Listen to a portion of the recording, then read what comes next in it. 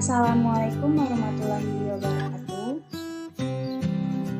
Kembali lagi bersama saya.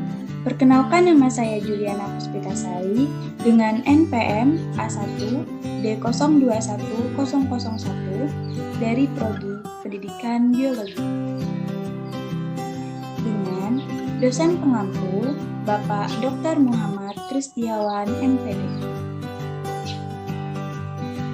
Baiklah, di sini saya akan melanjutkan materi tentang yang pertama, manajemen sarana prasarana, dan yang kedua, manajemen personalia atau anggota. Jadi saya akan di sini yang pertama, manajemen sarana prasarana.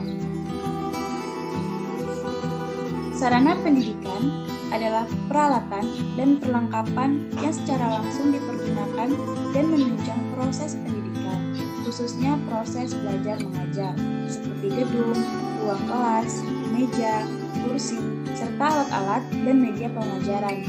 Sedangkan yang dimaksud dengan prasarana pendidikan adalah fasilitas yang secara tidak langsung menunjang jalannya proses pendidikan, seperti halaman, kebun, taman, dan sekolah.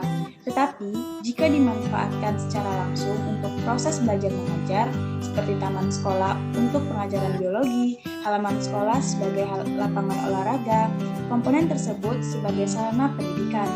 Sarana dan prasarana pendidikan juga sering disebut dengan fasilitas atau perlengkapan sekolah. Manajemen sarana dan prasarana merupakan keseluruhan proses perencanaan, pengadaan, pendayagunaan, dan pengawasan sarana dan prasarana yang digunakan agar tujuan pendidikan di sekolah dapat tercapai dengan efektif dan efisien. Adapun tujuan manajemen sarana prasarana, yang pertama, menciptakan sekolah atau madrasah yang bersih, rapi, indah, sehingga menyenangkan bagi warga sekolah atau madrasah. Yang kedua, memberikan layanan secara profesional di bidang sarana dan prasarana pendidikan dalam rangka terselenggaranya proses pendidikan secara efektif dan efisien. Yang ketiga, tersedianya sarana dan prasarana yang memadai baik secara kuantitas maupun kualitatif dan relevan dengan kepentingan pendidikan. Yang keempat, memberikan kontribusi yang optimal dan profesional yang berkaitan dengan sarana dan prasarana terhadap proses pendidikan dalam mencapai tujuan pendidikan yang telah ditetapkan. Kemudian prinsip manajemen prasarana. Yang pertama, prinsip pencapaian tujuan, yaitu sarana dan prasarana pendidikan di sekolah harus selalu dalam kondisi siap pakai apabila akan didayagunakan oleh personil sekolah dalam rangka pencapaian tujuan pembelajaran di sekolah. Yang kedua, prinsip efisiensi, yaitu pengadaan sarana dan prasarana di sekolah harus dilakukan melalui perencanaan yang seksama sehingga dapat diadakan sarana dan prasarana pendidikan yang baik dengan harga yang murah. Demikian juga pemakaiannya harus dengan hati-hati sehingga mengurangi pemborosan. Yang ketiga, ada prinsip administratif, yaitu manajemen sarana dan prasarana pendidikan di sekolah harus selalu memperhatikan undang-undang, peraturan, instruksi, dan petunjuk teknis yang diberlakukan oleh pihak yang berwenang.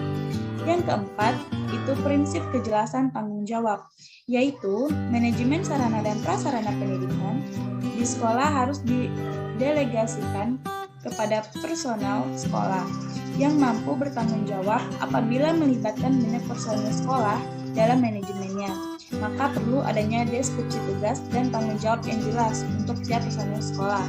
Yang kelima, prinsip kekohesian, yaitu manajemen sarana dan prasarana pendidikan di sekolah harus direalisasikan dalam bentuk proses kerja sekolah yang sangat kompak. Kemudian yang kedua, manajemen personalita atau anggota. Manajemen personalia adalah suatu ilmu yang mempelajari bagaimana cara memberikan suatu fasilitas untuk perkembangan, pekerjaan, dan juga rasa partisipasi pekerjaan di dalam suatu kegiatan atau aktivitas.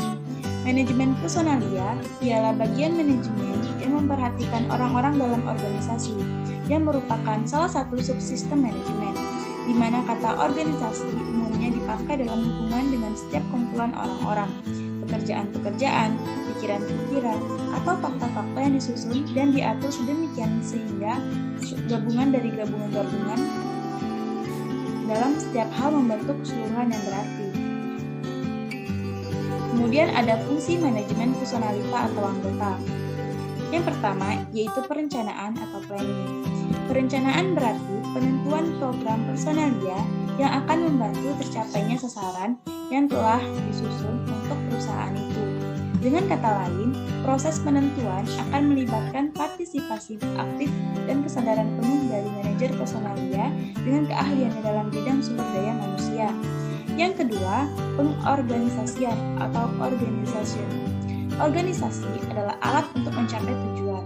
Manajer personalia menyusun suatu organisasi dengan merancang struktur hubungan antara pekerjaan, personalia, dan faktor-faktor fisik.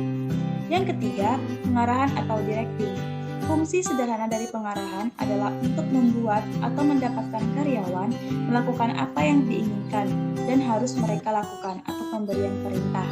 Yang keempat, pengawasan atau controlling.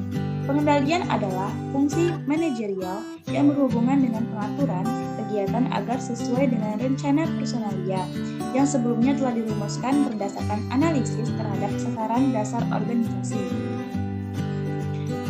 Kemudian yang kelima, pengadaan tenaga kerja atau procurement. Fungsi operasional dari manajemen personalia adalah berupa usaha untuk memperoleh jenis dan jumlah yang tepat dari personalia yang diperlukan untuk menyelesaikan sasaran organisasi. Hal-hal yang dilakukan dalam kaitan ini adalah penentuan sumber daya manusia yang dibutuhkan dan perekrutannya, seleksi, dan penempatan. Penentuan sumber daya manusia yang diperlukan harus bersandar pada tugas-tugas yang tercantum pada rancangan pekerjaan yang ditentukan sebelumnya. Yang keenam, pengembangan atau development. Pengembangan merupakan peningkatan keterampilan melalui pelatihan yang perlu untuk presentasi kerja yang tepat. Kegiatan ini amat penting dan terus tumbuh karena perubahan-perubahan teknologi, reorganisasi pekerjaan, tugas manajemen yang semakin rumit. Yang ketujuh, kompensasi atau compensation. Fungsi ini dirumuskan sebagai balas jasa yang memadai dan layak kepada personalia untuk sumbangan mereka kepada tujuan organisasi. Nah, itu saja yang dapat saya sampaikan dalam materi kali ini. Terima kasih telah menonton. Semoga dapat bermanfaat bagi teman-teman semua ya. Sampai jumpa di pembahasan-pembahasan berikutnya.